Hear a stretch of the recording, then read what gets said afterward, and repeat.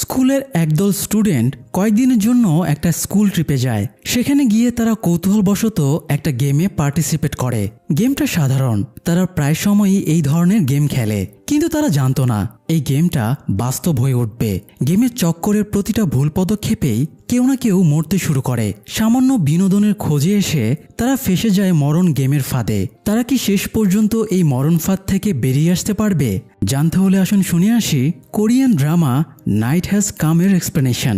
যারা আমাদের এক্সপ্লেন করা squid game, Alice in Borderland, animal ওয়ার্ল্ডের এক্সপ্লেনেশন পছন্দ করেছিলেন, আশা করি এই ড্রামাটিও আপনাদের ভালো লাগবে। তো আসুন শুরু করা যাক। গভীর রাত, রুমের ভেতরে গাঢ় অন্ধকার। হাই স্কুল পড়ুয়া ইয়নসু হোস্টেল রুমে নিশ্চিন্তে ঘুমাচ্ছিল। হঠাৎ বিদ্যুৎ চমকালে তার ঘুম ভেঙে যায়। চমকে উঠে সে খেয়াল করে মোবাইলটা ব্লিঙ্ক করছে। সে কাছে গিয়ে দেখে মোবাইলে একটা লেখার ডিসপ্লে হচ্ছে, নাইট হ্যাজ কাম। লেখার ফন্ট দেখে তার মনে হচ্ছিল এই যেন মৃত্যুর সংকেত। এ সময় সে খেয়াল করে ওপরের বেড থেকে রক্তের ফোঁটা চুইয়ে চুইয়ে পড়ছে। সে উঁচু হয়ে দেখে কেউ একজন বেডের ওপরে মরে পড়ে আছে। এটা দেখে ইয়নসু ভয়ে বাইরে দৌড় দেয়। তবে বাইরে বেরিয়ে দেখে তার সামনে একটা বিশাল সুইমিং পুল। সুইমিং পুলের অন্য পাশ থেকে ভয়ঙ্কর কেউ একজন বেরিয়ে আসছে। হঠাৎ সেই ভয়ঙ্কর অবয়বটা পানিতে ঝাঁপ দেয় এবং তার দিকে এগিয়ে আসতে থাকে। ইয়নসু আবারও আতঙ্কে ভেতরের দিকে দৌড় দেয় এবং দেখে তার ক্লাসমেটরা সবাই জম্বি হয়ে গেছে। সবাই তাকে খুবলে খেতে এগিয়ে আসছে। তখনই ভয়ে বুক ধড়ফড় করে ইয়নসু জেগে ওঠে। আসলে সে এতক্ষণ স্বপ্ন দেখছিল। ইয়নসু ক্লাসমেটদের সাথে স্কুল থেকে আউটিংয়ের জন্য যাচ্ছিল। সে এখন একটা বাসে আছে। ক্লাসমেটরা হই হুল্লোড়ে ব্যস্ত ছিল। তবে ইয়নসু এতক্ষণ একটা মার্ডার মিস্ট্রি পড়তে পড়তে ঘুমিয়ে গিয়েছিল। ইয়নসু ধারণা করে এই জন্য হয়তো সে দুঃস্বপ্নটা দেখেছে। সে একবার পেছনে ফিরে দেখে বাসে পেছনের দিকে যারা বসেছিল তারা মাফিয়া গেম খেলছিল এবং খুব হইহুল্লা করছিল। তাদের চেঁচামেচির জন্য অনেকেই বিরক্ত হচ্ছিল, তাই তারা খেলা থামিয়ে দেয়। এরপরে ইয়নসু তার ক্লাসমেট জুনহির দিকে তাকায়। জুনহি ঘুমাচ্ছিল। জুনহির পেছনের সিটে তাদের আরেক বান্ধবী সোমি বসেছিল। সেও জুনহিকে পছন্দ করে। সে ঘুমন্ত জুনহির সাথে একটা সেলফি তুলে নেয়। এটা নিয়ে আবার কয়েকজন হাসি তামাশা করে। ইয়নসু এগুলো চুপচাপ দেখছিল। ইয়নসুর পাশে তার বেস্ট ফ্রেন্ড জাংউন বসেছিল। সে সবসময় প্রোগ্রামিং, কোডিং এসব নিয়েই ব্যস্ত থাকত। সে কোনো একটা গেম বানানোর চেষ্টা করছে। ইভেন এই সময়েও সে ল্যাপটপ নিয়েই ব্যস্ত ছিল। তো জাংউন ইয়নসুকে জিজ্ঞেস করে, জুনহিকে এত পছন্দ করিস, তো ওর পাশে বসিস না কেন? তাহলে তার কষ্ট করে পেছন ঘুরে তাকানো লাগে না। জাংউনের কথায় ইয়নসু একটু লজ্জা পেয়ে যায় এবং মাথা ঘুরিয়ে জানালা দিয়ে বাইরে তাকিয়ে থাকে। যাই হোক, তাদের যাবার রাস্তায় পথের পাশের জঙ্গলে গাড়ি অ্যাক্সিডেন্ট করে পড়েছিল, অথচ তারা কেউ সেটা খেয়ালই করে না। দীর্ঘ জার্নির পরে তারা রিট্রিট সেন্টারে পৌঁছে। এখানেই তারা 2-3 দিন থাকবে। নর্মালি যখন স্টুডেন্টদের পড়াশোনার প্রেশার বেড়ে যায় তখন তাদের মানসিক প্রেশার কমানোর জন্য রিট্রিট সেন্টারে আনা হয়। এখানে তারা বিভিন্ন গেম, আনন্দ বিনোদনের মাধ্যমে নিজেদের মেন্টালি রিফ্রেশমেন্ট করে। তো বাস থেকে নামার পরে তাদের সঙ্গে আসা টিচার খেয়াল করে শুধু এই একটা ক্লাসের বাসই এখানে এসে পৌঁছেছে, বাকি ক্লাসের বাস একটাও আসেনি। তাই টিচার অন্য টিচারদের ফোন করে আপডেট জানার চেষ্টা করছিল। তবে নেটওয়ার্ক সমস্যার কারণে সে ফোনের ওপাশের কথা প্রায় কিছুই বুঝতে পারছিল না। এদিকে ইয়নসু বাস থেকে নামার পরে তার মনে হচ্ছিল এখানে সে আগেও এসেছে, জায়গাটা তার চেনা চেনা লাগছিল। সে এই ব্যাপারটা জাংউনের সাথে শেয়ার করে। তবে জাংউন জানায় প্রায় সব রিট্রিট সেন্টার একই রকম দেখতে, এই জন্যই হয়তো ইয়নসুর জায়গাটা চেনা চেনা লাগছে। তো ইয়নসু আর এই ব্যাপারে তেমন না ঘাটিয়ে ভেতরে চলে যায়। স্টুডেন্টরা ভেতরে ঢোকার পথে স্ট্যাচুর নিচে একটা বারকোড দেখতে পায়। এখানে এই বারকোড স্ক্যান করতে ইনস্ট্রাকশন দেওয়া ছিল। বারকোড স্ক্যান করলে রিট্রিট সেন্টারে অ্যাপ ইনস্টল হয়ে যাবে। সবাই নিজেদের মোবাইলে অ্যাপটা ইনস্টল করে নেয়। তবে ইয়নসু অ্যাপ ইনস্টল না করে কয়েকটা ম্যাগাজিন বেছে নেয়। এরপরে সবাই ভেতরে গিয়ে নিজেদের মতো ব্যস্ত হয়ে যায়। কেউ কেউ নাচ গান, কেউ কেউ আড্ডা মজামস্তিতে এনজয় করতে শুরু করে। তবে তারা একটু বিরক্ত হচ্ছিল, কারণ মোবাইলে নেটওয়ার্ক পাচ্ছিল না এবং ওয়াইফাই সিগন্যালেও কাজ করছিল না। তো মজামস্তি শেষ করে যে যার মতো রুমে চলে যায়। রাতে জাংউন ইয়নসুর ব্যাগের ভেতরে লুকিয়ে একটা গিফট বক্স রাখে, কারণ আগামীকাল তার জন্মদিন। এরপরে তারা গল্প করছিল, তখন তাদের ফোনে নোটিফিকেশন আসে। ইয়নসু অবাক হয়ে খেয়াল করে সে তো মোবাইলে রিট্রিট সেন্টারের অ্যাপটা ইনস্টল করেনি, তবুও অটোমেটিক তার ফোনে অ্যাপটা ইনস্টল হয়ে গেছে। তাদের ফোনের নোটিফিকেশনে জানিয়ে দেওয়া হয় শীঘ্রই মাফিয়া গেম শুরু হতে যাচ্ছে, তাই সবাই যেন নিজেদের আইডেন্টিটি চেক করে নেয়। ফোন মুখের সামনে আনতেই তাদের অটোমেটিক রেজিস্ট্রেশন কমপ্লিট হয়ে যায় এবং একটা গেমের মেনু চলে আসে। পাশাপাশি ইউনসুকে জানানো হয় তার আইডেন্টিটি হলো সিটিজেন। মাফিয়া গেমের রুলস থেকে জানা যায় এখানে আসা প্রত্যেকটা স্টুডেন্টই গেমে পার্টিসিপেন্ট হয়ে গেছে। তাদের এক একজনের এক এক রকম আইডেন্টিটি। এই গেমের মোট 4 ধরনের আইডেন্টিটি আছে: সিটিজেন, ডাক্তার, পুলিশ অফিসার এবং মাফিয়া। র্যান্ডমলি এক একজনকে এক একটা আইডেন্টিটি দেওয়া হয়, তবে তাদের মধ্যে কে ডাক্তার, কে সিটিজেন, কে পুলিশ বা কে মাফিয়া এটা সিক্রেট রাখা হবে, অন্যদের সেটা জানতে দেওয়া হবে না। তো এই গেমের দুটো টিম আছে, একদিকে সিটিজেন, ডাক্তার এবং পুলিশ অফিসার মিলে একটা টিম হয়ে খেলবে, অন্যদিকে মাফিয়ারা একটা টিম হয়ে খেলবে। এখন গেমটা হলো সিটিজেনদের মাফিয়াকে খুঁজে বের করতে হবে এবং তাদের ভোট দিতে হবে। এভাবে যে সবচেয়ে বেশি ভোট পাবে সে এলিমিনেটেড হয়ে যাবে, অর্থাৎ সে মারা যাবে। সব সিটিজেনেরা মাফিয়াদের খুঁজতে প্রতিদিন সকাল 6টা থেকে মাঝরাত পর্যন্ত সময় পাবে। এরপরে রাতে অ্যানাউন্সমেন্ট করা হবে কে সবচেয়ে বেশি ভোট পেয়েছে। এমনকি সবচেয়ে বেশি ভোট পাওয়া ব্যক্তি যদি মাফিয়া না হয় তবুও সে মারা যাবে। তারপর রাত হলে সব সিটিজেন ঘুমিয়ে যাবে, শুধুমাত্র মাফিয়ারা জেগে থাকবে। তখন তাদের হাতে সুযোগ থাকবে একজন সিটিজেনকে মেরে ফেলার। আর এই গেমের ইন্টারেস্টিং পার্ট হলো এটাই, মাফিয়া এবং সিটিজেন এই দুই টিমের প্লেয়ার মরতে মরতে লাস্টে যে টিমের প্লেয়ারেরা বেঁচে থাকবে তারা গেমটা জিতে যাবে, সেই সাথে গেমটাও শেষ হয়ে যাবে। এখানে আরো কিছু ব্যাপার ক্লিয়ার করে দেই। সিটিজেনেরা যদি মাফিয়া সন্দেহ করে নিজেদের কোনো প্লেয়ারকে বেশি ভোট দিয়ে ফেলে তাহলে তাদের টিমের প্লেয়ারই কমে যাবে, অর্থাৎ এতে তাদের নিজেদেরই ক্ষতি হবে। যেহেতু তাদের সহজে বোঝার উপায় নেই তাদের ভেতরে কারা কারা মাফিয়া। আবার রাতে যেহেতু সিটিজেনেরা ঘুমিয়ে থাকবে তাই মাফিয়ারা ইজিলি একজনকে খুন করতে পারবে। সুতরাং এই হিসেবে তো মাফিয়াদের জন্য গেমটা ইজি, তাই না? তো গেমটাকে ফেয়ার করার জন্য সিটিজেনদের ভেতরে ডাক্তার এবং পুলিশকে রাখা হয়েছে। ডাক্তারের স্পেশাল অ্যাবিলিটি হলো সে যে কোনো একজন পার্টিসিপেন্টকে মৃত্যু হওয়া থেকে বাঁচাতে পারবে। আর পুলিশ অফিসারের অ্যাবিলিটি হলো সে প্রতি রাতে একজনকে চেক করে দেখতে পারবে সে মাফিয়া কিনা। তো রুলসগুলো দেখার পরে সবাই খুব উৎসুক হয়ে ওঠে। তারা ভেবেছিল এটা এই রিট্রিট সেন্টারের স্পেশাল কোনো গেম, তাই তারা মজার ছলে তাদের একজন বন্ধু হেউলকে ভোট দিতে শুরু করে। তবে সবাই গেমটা নিয়ে উৎসুক হলেও ইয়ংসু এবং জাংউন বেশ চিন্তিত হয়েছিল। তারা গেমটাতে রেজিস্ট্রেশন করেনি, তবুও তারা কিভাবে পার্টিসিপেন্ট হয়ে গেল? তাছাড়া তাদের ফোনে ইন্টারনেট কানেকশনও ছিল না, তাহলে গেমটা কিভাবে কাজ করছে এসব নিয়ে তাদের কনফিউশন হচ্ছিল। তাই তারা এখানকার স্টাফদের সাথে কথা বলতে রিসিপশনে আসে, কিন্তু সেখানে গিয়ে দেখে স্টাফেরা কেউ নেই। আবার তাদের টিচার অনেকক্ষণ আগে বাকি ক্লাসের গাড়িগুলো রিসিভ করতে গিয়েছিল, সেও এখনো ফেরেনি। ইউনসুর টেবিলে একটা কফির কাপ দেখতে পেয়ে সেটা হাতে নিয়ে দেখে কফিটা অল্প কিছুক্ষণ আগে বানানো হয়েছিল। এ সময় সেখানে জুনহি আসলে ইয়নসু তাকে জিজ্ঞেস করে সে এখানে কাউকে দেখেছে কিনা। জুনহি জানায় সে কাউকে দেখেনি। এই সময় টেবিলের উপরে টেলিফোনটা বেজে উঠলে ইয়নসু দ্রুত কলটা রিসিভ করে, কিন্তু একটা শো শো আওয়াজ হয়ে লাইনটা কেটে যায়। সে আবারও ইমার্জেন্সি হটলাইনে ফোন দেবার চেষ্টা করে, কিন্তু কাজ হয় না। এই সময় ইয়নসুর ফোনে বান্ধবীদের মেসেজ আসে এবং তাকে সুইমিং পুলের কাছে ডাকে, তাই তারা নিচতলায় নেমে আসছিল। তখন তাদের সাথে ক্লাসমেট জুনের দেখা হয়। দেখে বোঝাই যাচ্ছিল জুনকে কেউ পিটিয়েছে। নাক দিয়ে রক্ত পড়া বন্ধ করতে সে তুলো গুজে রেখেছে। জুনহি যেহেতু ক্লাস ক্যাপ্টেন ছিল তাই সে ব্যাপারটা সেটেল করতে বাস্কেটবল ফিল্ডে গিয়ে দেখে 3 জন বদমাস তাদের আরেক ক্লাসমেট দাবেয়মকে বুলি করছে। এরাই জুওনকে মেরেছিল। এরা 3 জন হলো কিয়ংজুন, সেয়ংবিং এবং জিনহা। বলা চলে ক্লাসের ভেতরে এরাই সবচেয়ে বজ্জাত স্টুডেন্ট। এখানে জোন এবং দাবেয়মের কিন্তু কোনো দোষ ছিল না। এরা জুওনের কাছ থেকে টাকা ধার করেছিল।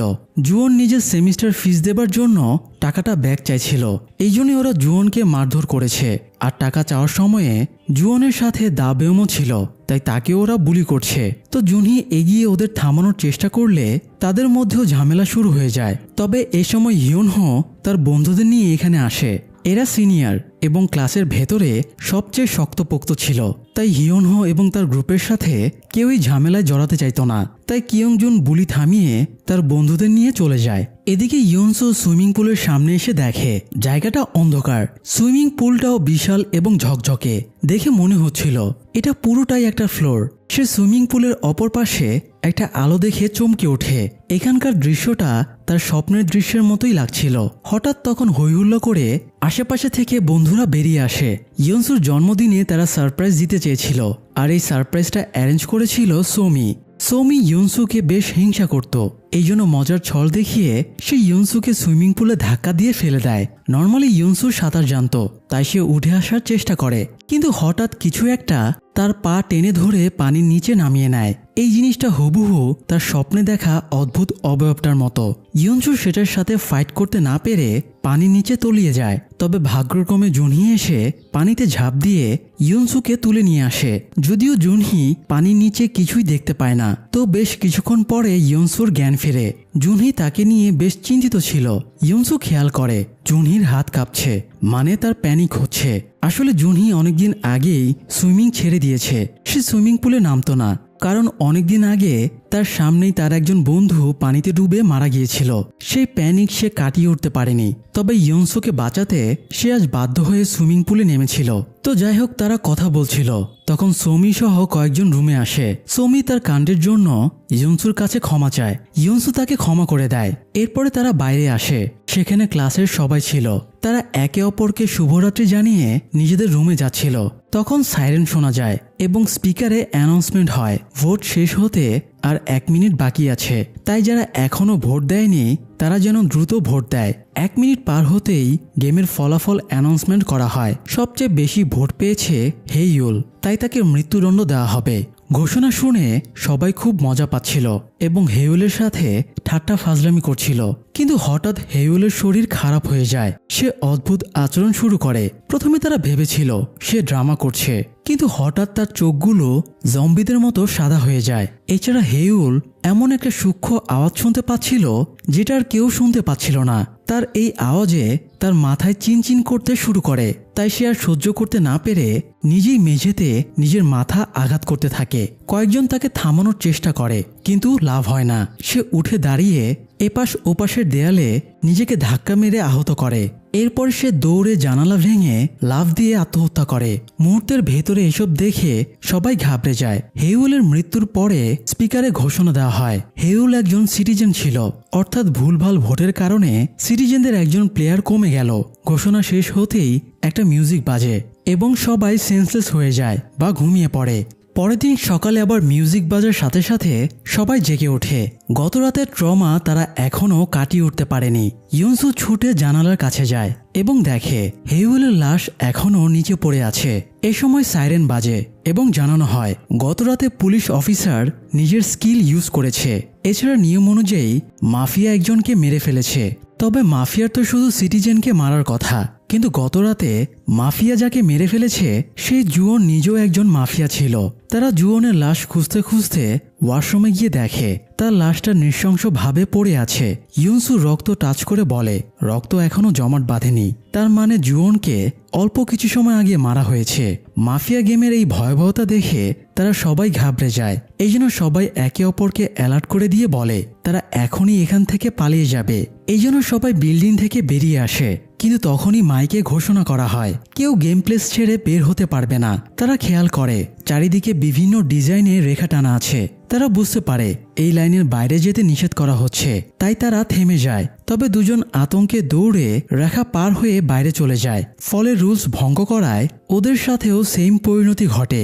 গতরাতে হেইউলের সাথে যেমনটা ঘটেছিল, এদেরও চোখ সাদা হয়ে যায় এবং তারা একে অপরের মাথার সাথে ধাক্কা খেয়ে খেয়ে নৃশংসভাবে মারা যায়। প্রথমজন মারা যাবার পরে দ্বিতীয়জন তখনও বেঁচে ছিল। তখন সে একটা পাথর তুলে নিয়ে নিজের মাথায় আঘাত করতে করতে মারা যায়।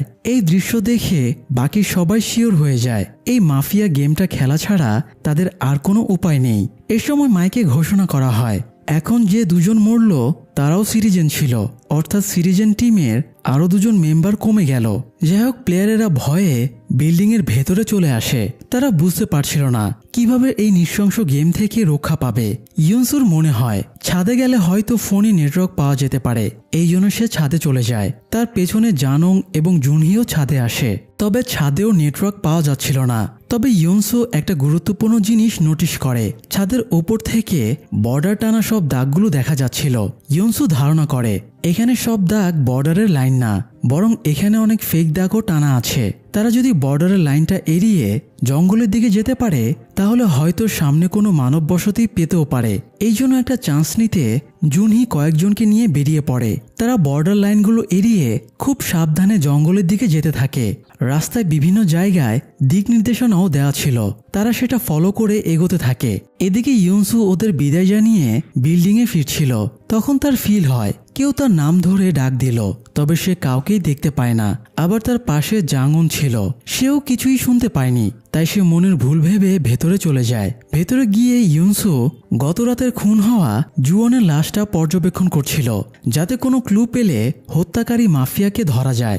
ইয়নসু লাশের কাছাকাছি মোবাইল খুঁজে পায় এবং রক্তমাখা সিলিন্ডার পায়। এতে সে ধারণা করে জুয়নকে এটা দিয়ে আঘাত করে মারা হয়েছে। এছাড়া জুয়নের কপালে আঘাতের দাগ ছিল, তাই বোঝা যায় তাকে সামনে থেকে আঘাত করা হয়েছে। কিন্তু জুয়নের শরীরে আর কোনো আঘাতের চিহ্ন ছিল না, তাই বোঝা যাচ্ছে খুনের সময়ে সে খুনিকে ডিফেন্ড করার সুযোগ পায়নি। এছাড়া আরেকটা জিনিস তারা বুঝতে পারছিল না, জুয়ন তো মাফিয়া ছিল, আর রাতের বেলায় শুধুমাত্র মাফিয়ারাই জেগে থাকে। তাহলে একজন মাফিয়া হয়ে আরেকজন মাফিয়াকে কেন খুন করলো? তো যাই হোক, যেহেতু বর্ডার লাইনের ভেতরে দুজনের লাশ আছে, তাই সেগুলো তো আর ফেলে রাখা যায় না। তাই হেইউল এবং জুয়নের লাশ তারা স্টোরেজ রুমে নিয়ে যায়। এই রুমটা তেমন ঠান্ডা ছিল না। এ সময় তারা রুমের টেম্পারেচার মিটার দেখতে পায়, তাই রুম ঠান্ডা করতে টেম্পারেচার -10 ডিগ্রি সেলসিয়াস করা হয়। এ সময় তারা আরেকটা জিনিস খেয়াল করে, তারা গতকাল থেকে ফোনে চার্জ দেয়নি, তবুও ফোনের চার্জ 56% হয়েছিল। আর সবার ফোনেই কিন্তু 56% চার্জই দেখাচ্ছিল। তার মানে গেম অথরিটি তাদের ফোনেরও কন্ট্রোল নিয়ে নিয়েছিল। তারা মৃত দুজনের ফোনগুলো অন করার চেষ্টা করে, তবে সেগুলো অন হচ্ছিল না। অর্থাৎ কেউ মরে গেলে তাদের ফোনটাও হয়তো অকেজো হয়ে যায়। তো লাশ স্টোরেজ রুমে রেখে বেরিয়ে আসার পরে ইয়নসু আবারও শুনতে পায় কেউ তার নাম ধরে ডাক দিচ্ছে, তবে সে এবারও কাউকেই দেখতে পায় না। ইয়নসু এরপরে কন্ট্রোল রুমে যায় এবং কম্পিউটার মনিটরগুলো অন করার চেষ্টা করে, কিন্তু সেগুলো অন হয় না। তবে সে বেরিয়ে যাবার পরেই সেগুলো চালু হয়ে যায় এবং দেখা যায় এই মনিটরগুলো সিসি ক্যামেরার সাথে কানেক্টেড। মনিটরে দেখা যাচ্ছিল পার্টিসিপেন্টরা কে কি করছে। এদিকে জুনহি দল নিয়ে পাহাড়ের ওপরে চলে আসে। সেখান থেকে তারা দূরে মানুষ এবং পাখি উঠতে দেখতে পায়। তারা চিৎকার করে হাত নাড়িয়ে মানুষগুলো দৃষ্টি আকর্ষণের চেষ্টা করে, কিন্তু মানুষগুলো কিছুই শুনতে পায় না। তখন জুনহি নিজের ক্যামেরা দিয়ে জুম করে দেখে ওই মানুষ এবং পাখিগুলো একদম স্থির হয়ে আছে, সেগুলো নিজেদের পজিশন থেকে একটুও মুভ করছে না। এ সময় আবার আরেকটা অঘটন ঘটে যায়, সেখানেও দুই সাইডে বর্ডার লাইন টানা ছিল, আর তাছাড়া সামনে যাবারও কোনো পথ ছিল না। তাই কিম ডং নামের একটা ছেলে খড়ি দিয়ে দাগটা বোঝার চেষ্টা করে। সে শিওর হতে চাইছিল এটা আসল বর্ডার লাইন কিনা, কিন্তু এই চক্করে সে হঠাৎ পা পিছলে বর্ডার লাইনের বাইরে পড়ে যায়। তখন মাইকে ঘোষণা করা হয় কিম ডং গেমের রুলস ভেঙেছে। তার সাথেও সেম ঘটনা ঘটে। তার হাতের কাছে কিছু ছিল না, তাই সে নিজের চোখগুলো হাত দিয়ে উপড়ে ফেলে এবং পড়ে গিয়ে একটা গাছের ডাল তার বুকে ঢুকে গেলে সে মারা যায়। তার মৃত্যুর পরে ঘোষণা করা হয় কিম ডংও একজন সিটিজেন ছিল। কিম ডং এর এমন মৃত্যুতে বাকিরা শোকাহত হয়ে পড়ে। তো এরপরে তারা হতাশ হয়ে রিট্রিট সেন্টারে ফিরে আসে, কারণ তারা এখান থেকে বের হবার আশা নিয়ে সেখানে গিয়েছিল, কিন্তু ওই পর্যন্ত গিয়ে বর্ডার লাইনে তারা আটকে গেছে। তাই বাধ্য হয়ে ফিরে আসা ছাড়া আর উপায় ছিল না। রাতে জুনহি রিসিপশনে টেলিফোনের আওয়াজ পেয়ে রিসিভ করতে যায়, কিন্তু এবারও টেলিফোন কানেক্ট হয় না। তাই সে রাগ করে সব ভাঙচুর শুরু করে।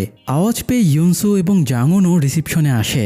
জুনহি জানায় এখানে সবকিছু ফেক, এই টেলিফোনগুলোর তার কেটে দেওয়া হয়েছে, এগুলো কানেক্টেড নেই। এছাড়া তারা সমস্ত ফাইল চেক করে দেখে ফাইলগুলো একদম ফাঁকা, জাস্ট আলমারিতে সাজিয়ে রাখা হয়েছে। অর্থাৎ এই পুরো রিট্রিট সেন্টারই একটা ফাঁদ। এদিকে কিয়ংজুং রিট্রিট সেন্টারের একটা চাবির গোছা খুঁজে পায়। চাবি দিয়ে সে একটা ক্যাফেও খুঁজে বের করে। এখানে প্রচুর খাবার স্টোরেজ করে রাখা ছিল। কিয়ংজুং তার দুই বন্ধু সেয়ংবিং এবং জিনহাকেও সেখানে নিয়ে যায়। তবে তারা দা বেয়মকে আবারও বুলি করার জন্য সেখানে ধরে নিয়ে যায়। তারা দা বেয়মের ফোন থেকে তার আইডেন্টিটি দেখার চেষ্টা করে, কিন্তু তার সামনে কোনো স্ট্যাটাস শো করে না। তারা দা বেয়মের ফোন থেকে ভোট দেবারও চেষ্টা করে, তবুও ভোট গ্রান্টেড হয় না। লাস্টে তারা জোর করে দা বেয়মকে দিয়েও ভোট দেবার চেষ্টা করে, তবুও এটা কাজ করে না। তারা দা বেয়মকে মারধর করছিল, তখন সেখানে জুনহি কয়েকজনকে নিয়ে চলে আসে। তাদের সাথে ইউনহো এসেছিল। সে এবার এই 3 জন বদমাশকে সাহায্য করার জন্য বেদম মার দেয়। লাস্টে খেপে গিয়ে কিয়ংজুন একটা কাঁচি দিয়ে ইউনহোকে মারার চেষ্টা করে। তবে এ সময় ইউনসু এসে তাকে আটকায় এবং ঝাড়ি মেরে বলে, তুমি যদি এখনই ঝামেলা না থামাও তাহলে বাকিদের সব সত্যি বলে দেব, সবাই তোমাকে ভোট দেবে। এই কথাটা শুনে কিয়ংজুন শান্ত হয়ে যায়। তো এরপরে হলরুমে এসে সবাই ভোট নিয়ে আলোচনায় বসে। জুনহি বলে, তারা যদি কাউকেই ভোট না দেয় তাহলে তো কেউই ভোট পাবে না, আর ভোট না দিলে কাকে মৃত্যুদণ্ড দেওয়া হবে সেটাও নির্বাচন করা যাবে না, ফলে কোনো হতাহতের ঘটনাও ঘটবে না। প্রথমে অনেকে দ্বিমত করলেও শেষ পর্যন্ত সবাই জুনহির লজিক মেনে নেয় এবং নিজেদের ফোন একটা ঝুড়ির ভেতরে রাখে যাতে কেউ চুপি চুপি কাউকে ভোট দিতে না পারে। তো এরপরে তারা রাত 12টার জন্য অপেক্ষা করতে থাকে। রাত 12টা বেজে গেলে দেখা যায় অথরিটি থেকে কোনো রেসপন্স নেই। এতে তারা এক মুহূর্তের জন্য সবাই আনন্দে উল্লাস করে ওঠে। কিন্তু এর পরের মুহূর্তেই ইমার্জেন্সি সাইরেন বেজে ওঠে এবং ঘোষণা করা হয় প্রত্যেক প্লেয়ারকে বাধ্যতামূলক ভোট দেওয়াই লাগবে। ভোট না দিয়ে রুলস ভঙ্গ করায় সবার ওপরে পার্শ্ব প্রতিক্রিয়া শুরু হয়। সবাই পাগলের মতো আচরণ শুরু করে, অনেকে ধূপধাপ করে মরতেও শুরু করে। তাই বাকিরা দ্রুত হুড়োহুড়ি করে ঝুড়ি থেকে নিজেদের ফোন খুঁজতে শুরু করে যাতে ভোটাভুটি করে নিজেদের প্রাণ বাঁচাতে পারে। জুনহির ভুল লজিকের কারণে এক রাতেই অনেকেই প্রাণ হারায়, আর এদের ভেতরে সবচেয়ে বেশি মেম্বার ছিল সিটিজেনের। এমনকি সবার প্রিয় হিউনহো নিজের ফোন খুঁজে না পাওয়ায় মারা যায়। সে উপরতলা থেকে গলায় ফাঁস দিয়ে ঝুলে সুইসাইড করে। তার মৃত্যুতে সবাই খুবই শোকাহত হয়ে পড়ে। এরপরে ভোটাভুটি শেষ হলে সাইরেন বাজে এবং সবাই ঘুমিয়ে যায়। সকালে সাইরেনের আওয়াজে ঘুম ভেঙে তারা তাদের আরেক ফ্রেন্ডের লাশ দেখতে পায়। গতরাতে মাফিয়া তাকে মেরে ফেলেছে। এতগুলোর মৃত্যুর জন্য কিয়ংজুন, সোমি সহ কয়েকজন জুনহিকেই দায়ী করছিল। তার ভুল লজিকের জন্যই এতগুলো মানুষ অকারণে মারা গেল। কিন্তু এখন আর কি বা করার, তারা লাশগুলো সব সরিয়ে নেয় এবং স্টোরেজ রুমে রেখে আসে। স্টোরেজ রুমে লাশ রেখে বের হয়ে আসার সময়ে ইউনসু খেয়াল করে একটা কার্টুন পড়ে গেল। সে ব্যাপারটা দেখার জন্য আবারও ভেতরে ঢুকে দেয়ালের কাছে যায় এবং সে দেয়ালে একটা করিডোর দেখতে পায়। হঠাৎ করিডোর থেকে ভূতের মতো কিছু একটা ছুটে এসে ইউনসুর গলা চেপে ধরে।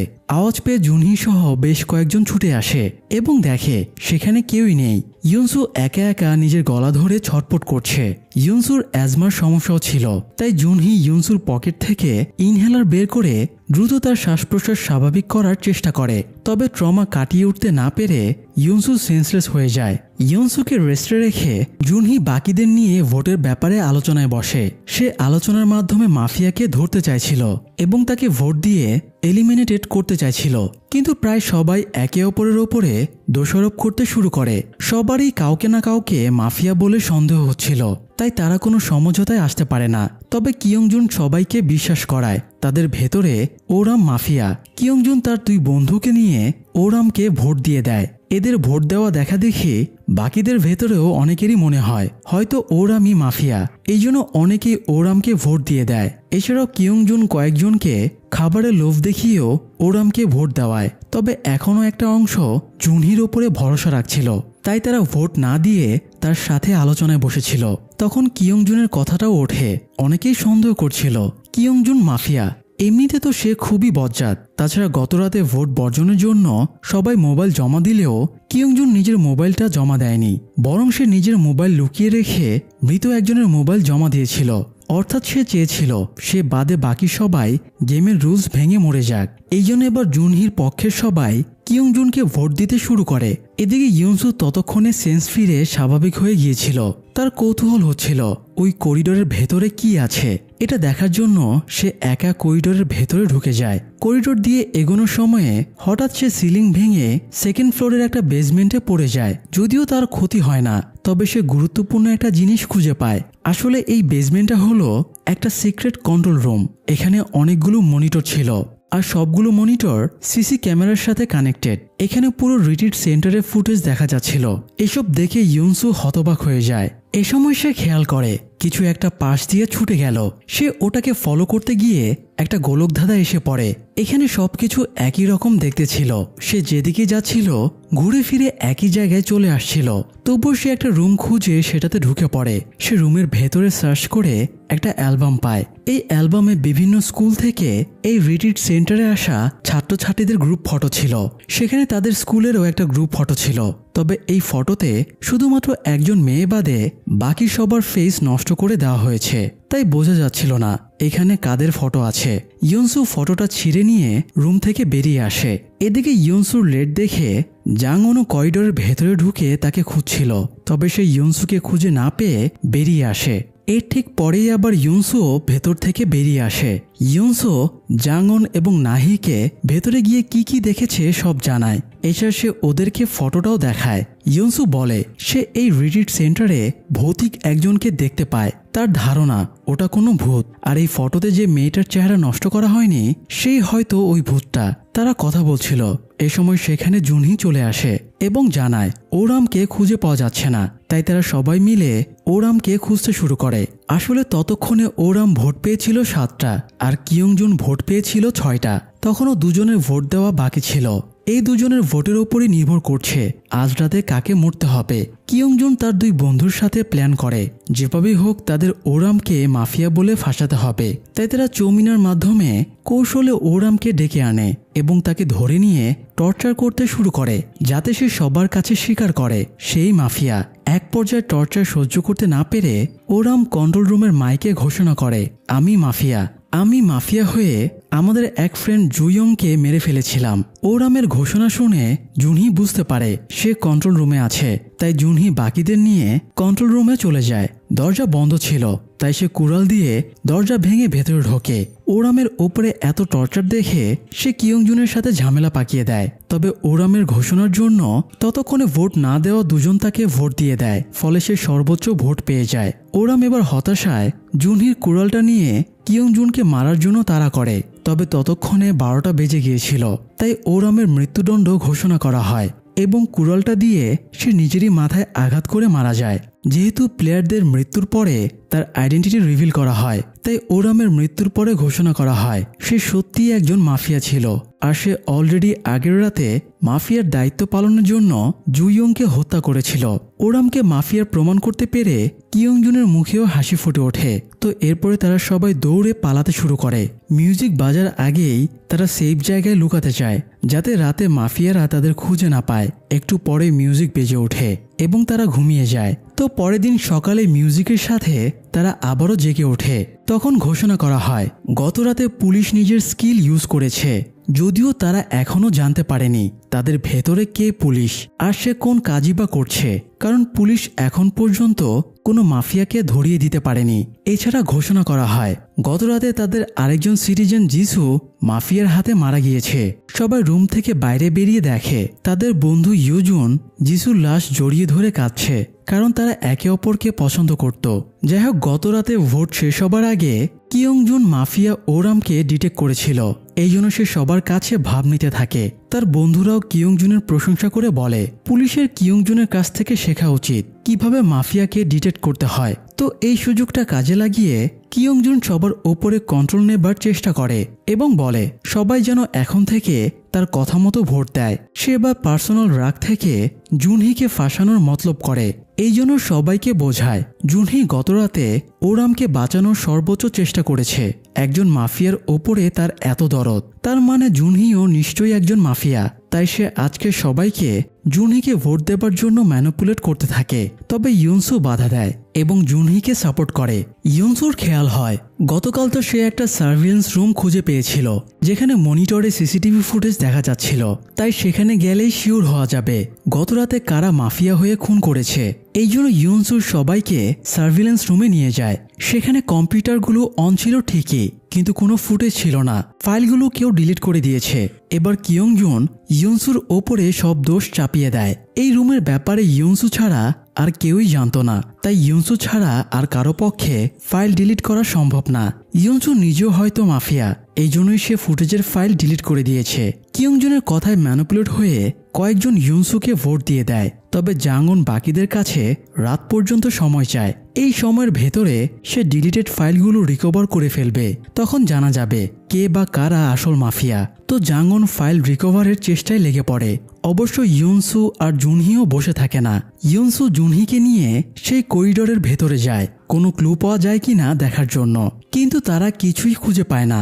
ইউনসু জুনহিকে জিজ্ঞেস করে, আমি যদি সত্যি মাফিয়া হই তাহলে কি তুমি আমাকে ভোট দেবে? জুনহি জানায় সে কখনোই ইউনসুকে ভোট দেবে না। তারা ছাদের উপরে বসে বেশ কিছুক্ষণ গল্প টল্প করে। ইউনসু বলে, আমি এমনিতেই অসুস্থ মানুষ, একদিন ঠিকই মারা যাব, কিন্তু আমি এখানে এভাবে মরতে চাই না। জুনহি তাকে ভরসা দিয়ে বলে, আমি তোমাকে মরতে দেব না, আমরা একসাথে বাড়ি ফিরব। এদিকে জাঙ্গন মেসেজ দিয়ে জানায় সে 3rd ফ্লোরের সিসিটিভি ফুটেজ রিকভার করে ফেলেছে। তাই তারা সবাইকে নিয়ে সার্ভিলেন্স রুমে যায়। জাঙ্গন ফাইল ঠিকই রিকভার করে, কিন্তু হঠাৎ মাদারবোর্ডটা ব্লাস্ট করে সব ফাইল ধ্বংস হয়ে যায়। এ সময় মনিটরে আরেকটা ফুটেজ চালু হয় এবং ফটোর সেই মেয়েটাকে দেখা যায়। ইউনসু বলে, এই মেয়েটা একটা ভূত, সে কয়েকবার এই ভূতটাকে দেখেছে, সেই হয়তো গেমের মাধ্যমে সবাইকে মেরে ফেলছে। তো সবাই এবার নিজেদের মত চেঞ্জ করে, কিন্তু কাউকে না কাউকে তো ভোট দেওয়াই লাগবে, না হলে তো সবাইকেই মরতে হবে। তবে জুনহি আবারও একটা ট্রিক্স খাটায়। সে বলে, যার ভোট সবচেয়ে বেশি পড়বে সে মারা যাবে, কিন্তু ভোট যদি একাধিক জনের সমান পরিমাণ পড়ে সেক্ষেত্রে কেউই সর্বোচ্চ ভোট পাবে না, ফলে কারোরই কোনো ক্ষতি হবে না। তো তারা মোট 13 জন বেঁচেছিল, এর মধ্যে 4 জন অলরেডি ইউনসুকে ভোট দিয়ে ফেলেছিল। তাই জুনহি বলে, তোমরা আমাকেও 4টা ভোট দাও, এতে আমার আর ইউনসুর সমান ভোট হয়ে যাবে, আর বাকি 5টা ভোট তোমরা ইচ্ছে মতো দিতে পারো। তো সবাই তার কথা মতো ভোটাভুটি শেষ করে, কিন্তু জুনহির এই ট্রিক্সটাও কাজে লাগে না। সময় শেষে ঘোষণা করা হয় যেহেতু দুজনের মধ্যে ড্র হয়েছে তাই আরেক রাউন্ড ভোট গ্রহণ করা হবে। তবে এবার শুধুমাত্র ইউনসু এবং জুনহির মধ্যে ভোটের আয়োজন করা হবে, আর প্রথম রাউন্ডে যে 5 জন এদেরকে ভোট দেয়নি শুধুমাত্র তারাই ভোট দিতে পারবে। আর এবারও যদি ভোট টাই হয় তাহলে সবাই মারা যাবে। ঘোষণা শুনে সবাই আতঙ্কিত হয়ে পড়ে। সোমির সাথে সাথে ইউনসুকে ভোট দেয় এবং বাকিদেরকেও ইউনসুকে ভোট দেবার জন্য বলে। জুনহি বুঝতে পারে এই মুহূর্তে ইউনসুকে বাঁচাতে হলে তার নিজেকে স্যাক্রিফাইস করতে হবে। এই জন্য সে ইউনসুকে বাঁচাতে সবাইকে বলে, আমি মাফিয়া, সবাই আমাকে ভোট দাও। জুনহির কথা শুনে সবাই তাকে ভোট দিতে শুরু করে। ইউনসু এটা কিছুতেই মানতে পারছিল না, সে হাউমাউ করে কাঁদতে শুরু করে। বাকিরা তাকে জোর করে টেনে ভেতরে নিয়ে যায়। ভোটের সময় শেষ হলে সর্বোচ্চ ভোট পাওয়ায় জুনহি সুইমিং পুলে ঝাঁপ দিয়ে মারা যায়। এদিকে সিটিজেনেরা গেম শেষে সবাই ঘুমিয়ে পড়ে। সবাই ঘুমিয়ে পড়ার পরে সোমি জেগে ওঠে, কারণ সে একজন মাফিয়া, সে অলরেডি খুনাখুনি করেছে। আজকে সে ইউনসুকে খুন করতে চাইছিল, তাই সে একটা কুড়াল নিয়ে ঘুমন্ত ইউনসুর কাছে যায় এবং তাকে মারার জন্য কুড়াল তোলে। কিন্তু সে ইউনসুকে মারতে পারে না, কারণ মাফিয়াদের একা কাউকে মারার অধিকার নেই। মাফিয়ারা আলোচনা করে ঠিক করবে তারা কোন সিটিজেনকে হত্যা করবে। সবাই সিদ্ধান্ত নেবার পরেই সিটিজেনকে হত্যা করতে পারে। তবে আপনাদের নিশ্চয়ই মনে আছে গেম শুরুর পরের প্রথম রাতে সিটিজেনের বদলে একজন মাফিয়া মারা গিয়েছিল। আসলে সেদিন সবাই ঘুমিয়ে পড়ার পরে মাফিয়ারা আবার জেগে ওঠে, তো তাদের ওই দিন প্রথম রাত ছিল, এই জন্য তারা বুঝে উঠতে পারছিল না কিভাবে কি করবে।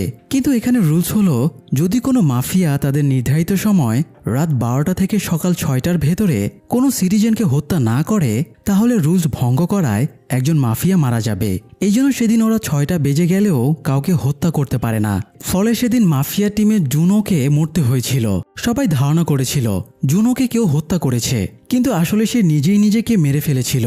তো যাই হোক, সোমি তো ইউনসুকে মারতে ব্যর্থ হয়, তবে তারা অন্য একজনকে ভিকটিম বানিয়ে নেয়। পরের দিন সকালে মিউজিকের সাথে সবার ঘুম ভাঙে। ইউনসু ছুটে সুইমিং পুলে যায় এবং জুনহির লাশটা তুলে এনে তাকে জড়িয়ে ধরে কাঁদতে শুরু করে। তার আফসোস হচ্ছিল সে কখনো মনের কথা জুনহিকে বলতেই পারেনি। তবে সৌভাগ্যবশত এখানে একটা ঘটনা ঘটে যায়। সিটিজেনদের ভেতরে ডাক্তারের স্পেশাল পাওয়ার ছিল, সে যে কোনো একজন প্লেয়ারকে বাঁচিয়ে তুলতে পারবে। তাই গতরাতে ডাক্তার তার হিলিং পাওয়ার ইউজ করে জুনহিকে বাঁচিয়ে দিয়েছে। তাই কয়েক মুহূর্ত পরে জুনহি আবারও জেগে ওঠে। স্পিকারে ঘোষণা শুনে এবং জুনহি বেঁচে যাওয়ায় ইউনসু তাকে শক্তভাবে জড়িয়ে ধরে কাঁদতে শুরু করে। এদিকে গতরাতে মাফিয়ার শিকার হয়েছে কিয়ংজুনের বন্ধু সেয়ং বিন, তার লাশটা বীভৎসভাবে পাওয়া যায়। অন্যদিকে দুজন ওয়াশরুমে গিয়ে নোটিশ করে জিনহা রক্তমাখা ড্রেস পরিষ্কার করছে। গতরাতে তো সিটিজেনেরা রক্তারক্তির কিছু করেনি, তাহলে জিনহা ড্রেসে রক্ত আসলো কিভাবে? এতে সবাই সন্দেহ করে হয়তো জিনহাই মাফিয়া, সেই গতরাতে নিজের বন্ধু সেয়ংবিংকে হত্যা করেছে। এ সময় সেখানে জুনহি এবং ইউনসু চলে আসে। ইউনসু লাশের আশেপাশের ফুটপ্রিন্টের ফটো তুলে নেয়। লাশ পর্যবেক্ষণ করে সে জানায় সেয়ংবিংকে শুধুমাত্র সিরিজেন হবার জন্যই মারা হয়নি, বরং তাকে মারার পেছনে কারো ব্যক্তিগত আক্রোশ ছিল।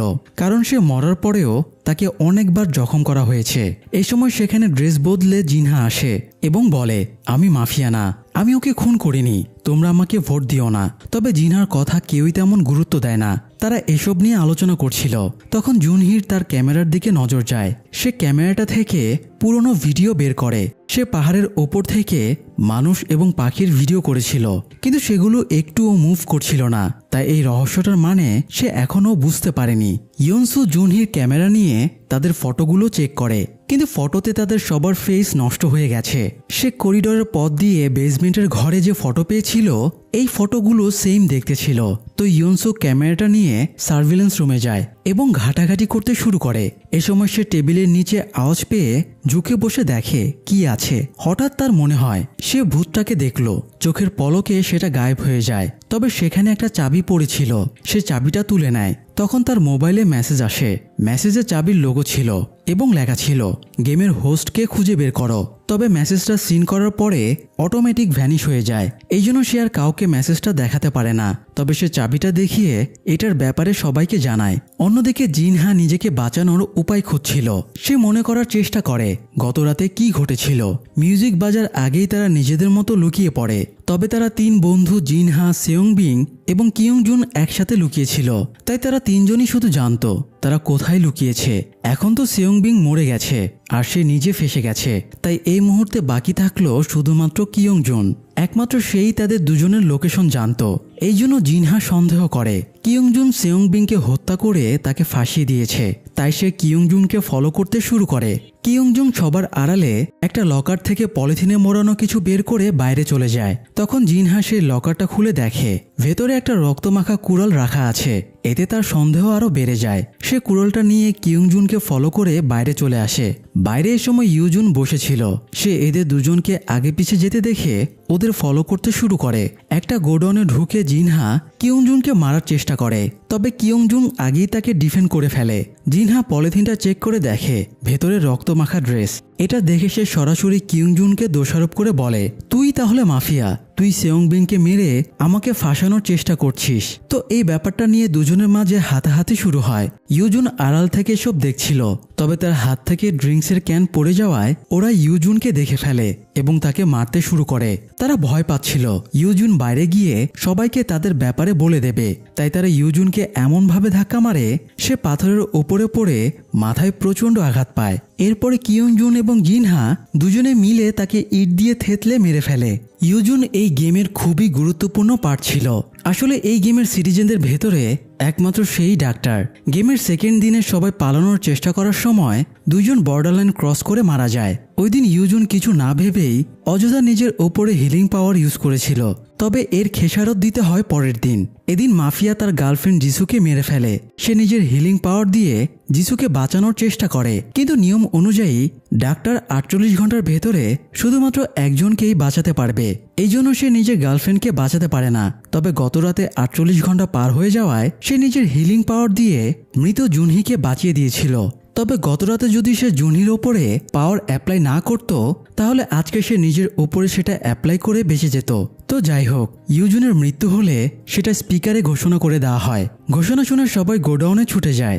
ইউনসু লাশের আশেপাশের এভিডেন্স কালেক্ট করে নেয়। এদিকে অন্যেরা দেয়ালে একটা লেখা দেখতে পায়। দেয়ালে লেখা ছিল জুনহি এবং দাবেয়ম মাফিয়া, আর নিচে পুলিশের সাইন ছিল। সবাই প্রথমে ভাবে পুলিশ মাফিয়াদের ধরিয়ে দিতে এটা লিখেছে, কিন্তু আজ সকালেও সেম একটা জিনিস দেয়ালে লেখা ছিল। সেটাও পুলিশের লেখা। পুলিশ দেয়ালে লিখে রেখেছিল জুনহি কোনো মাফিয়া না, কিন্তু পুলিশ অলরেডি তার স্কিল ইউজ করেছে। তাহলে একই দিনে সে দুবার কিভাবে স্কিল ইউজ করলো? তাদের সন্দেহ হয় কেউ ইচ্ছে করে পুলিশের নাম নিয়ে জুনহি এবং দাবেয়মকে ফাঁসানোর চেষ্টা করছে। অবশ্য তারা ধরতে পারে না। নিজের ওপর থেকে সন্দেহ সরাতে এই কাজটা কিয়ংজুন করেছে। তো এই ব্যাপারটা নিয়ে মিটিং শুরু করে। ইউনসু এগিয়ে এসে বলে সে জেনে গেছে কে ইউজুনকে খুন করেছে। সে মার্ডার স্পটের ফুটপ্রিন্টের ফটো এবং সেখানে পাওয়া জুতোর ছোল দেখায়, যেগুলো কোনো বাস্কেটবল প্লেয়ারের জুতার অংশ। এখানে শুধুমাত্র কিয়ংজুন এবং জিনহাই বাস্কেটবল প্লেয়ার ছিল, তাই সন্দেহ এদের দিকে চলে যায়। জোর করে জিনহার পায়ের জুতা চেক করে দেখা যায় ফুটপ্রিন্ট এবং ছোলটা তার জুতার সাথে একদম মিলে যাচ্ছে, তাই পুরোপুরিভাবে জিনহাকে ইউজুনের খুনি হিসেবে ধরে নেওয়া হয়। তখন জুনহা চেঁচিয়ে বলে খুনের সময় কিয়ংজুনও তার সাথে ছিল, তবে কিয়ংজুন সব অস্বীকার করে বলে সে কিছু করেনি। জিনহা ইট দিয়ে ইউজুনকে থেতলে হত্যা করেছে। এই কথাটা শুনে ইউনসু বলে ওঠে আমরা তো একবারও বলিনি ইউজুনকে ইট দিয়ে মারা হয়েছে, তাহলে তুমি এটা কিভাবে জানলে? এবার কিয়ংজুনও ফেঁসে যায়, তাই সে রাগ করে জিনহার সাথে মারামারি শুরু করে। বাকিরা বহু কষ্টে এদের মারামারি থামায়। এরপরে জুনহি নির্দেশ দেয় এদের দুজনের কাছ থেকে মোবাইল এবং ক্যান্টিনের চাবি কেড়ে নেওয়া হবে আর ওদেরকে দুটো আলাদা রুমে বন্দি করে রাখা হবে। রাত 11টার পরে তারা সিদ্ধান্ত নেবে এই দুজনের ভেতরে কাকে ভোট দেওয়া হবে। যেহেতু এক রাতে দুজনকে একসাথে ভোটের মাধ্যমে মেরে ফেলা সম্ভব না, তাই যে কোনো একজনকেই টার্গেট করতে হবে। তো যাই হোক, রাত 11টায় তারা আলোচনায় বসে এবং সবাই মিলে সিদ্ধান্ত নেয় তারা জিনহাকে ভোট দেবে। ভোট দেওয়া শেষ হলে মিউজিক বাজার আগেই সবাই লুকিয়ে পড়ে যাতে মাফিয়ারা রাতে তাদের খুঁজে না পায়। আর জুনহি গিয়ে জিনহাকে তার মোবাইলটা ফিরিয়ে দেয়। জিনহা জুনির হাতে পায়ে ধরে অনুরোধ করে তাকে বাঁচানোর জন্য, কিন্তু সে নিরীহ ইউজুনকে হত্যা করেছে, এই জন্য জুনহি তাকে একটুও দয়া দেখায় না। 12টা বাজতে সর্বোচ্চ ভোট পেয়ে জিনহা মারা যায়, কিন্তু তার মৃত্যুর পরে জানা যায় সে একজন সিটিজেন ছিল, অর্থাৎ সে জাস্ট আতঙ্কের ওপরে ইউজুনকে হত্যা করেছিল। কিয়ংজুনেরও আফসোস হচ্ছিল, সে শুধু শুধু জিনহাকে সন্দেহ করেছিল।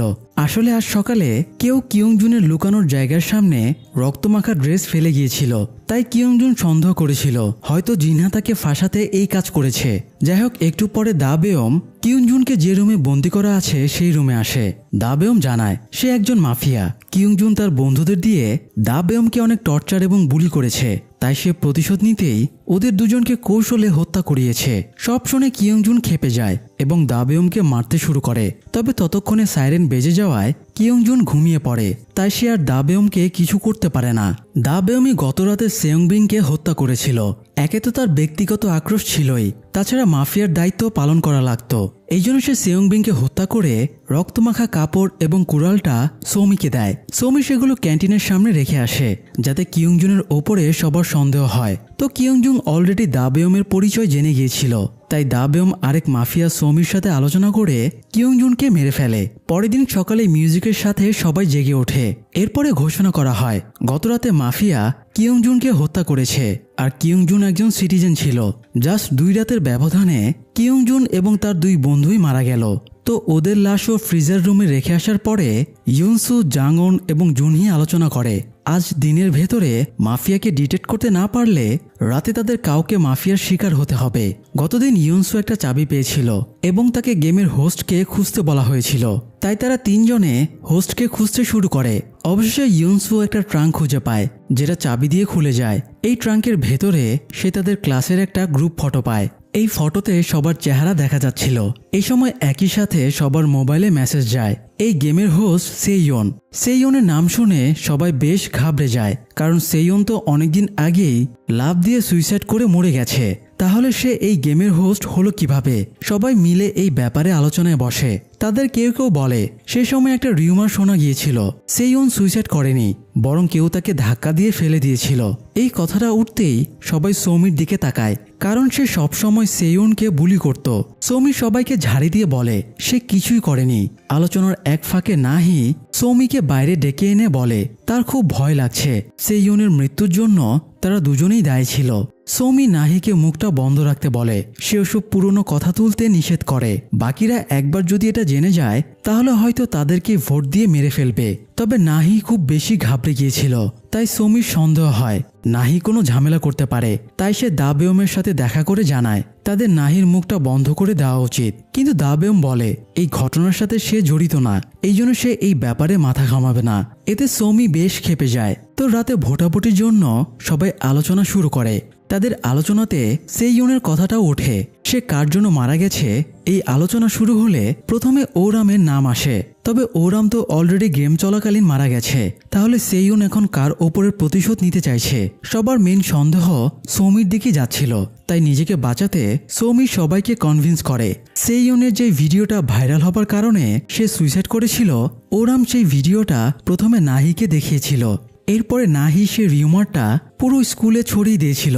এছাড়াও সৌমি নাহিকে মাফিয়া হিসেবে প্রমাণ করতে চাইছিল, তবে সৌমি ভুল জায়গায় পাঙ্গা নিয়ে ফেলেছিল। নাহি মাফিয়াও ছিল না, অ্যাকচুয়ালি সে এই গেমের একমাত্র পুলিশ অফিসার ছিল। আর পুলিশ অফিসার হওয়ায় নাহির অন্যের আইডেন্টিটি দেখার ক্ষমতা ছিল। সে নিজের পাওয়ার ইউজ করে সৌমির আইডেন্টিটি সবাইকে দেখিয়ে দেয়, ফলে সবাই জেনে যায় সৌমি মাফিয়া।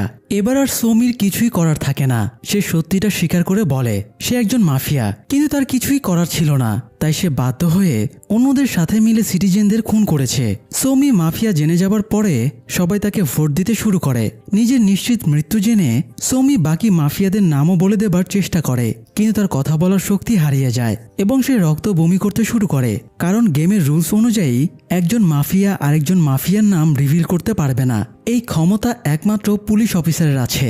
তো সবাই ভোট দেওয়া শেষ করে রুমে চলে যায়। হতাশ হয়ে সৌমি বাইরে বেরিয়ে যাচ্ছিল, তখন তার স্ট্যাচুর দিকে নজর যায়। এই স্ট্যাচুটা দেখে তার মনে হচ্ছিল এটা সেয়ুনের আদলে তৈরি। সে স্ট্যাচুর পায়ের কাছে বসে নিজের গলায় ফাঁস দিয়ে মারা যায়। অবশ্য সৌমির মৃত্যুর জন্য কারোরই কোনো অনুশোচনা হয় না। পরের দিন সকালে ঘুম ভাঙলে সবাই জানতে পারে গতরাতে মাফিয়া নাহিকে মেরে ফেলেছে। নাহি পুলিশ অফিসার ছিল, তাই সে বেঁচে থাকা মানে মাফিয়াদের আইডেন্টিটি রিভিল হয়ে যাবার রিস্ক ছিল। এই জন্যই মাফিয়ারা নাহিকে মেরে ফেলেছে।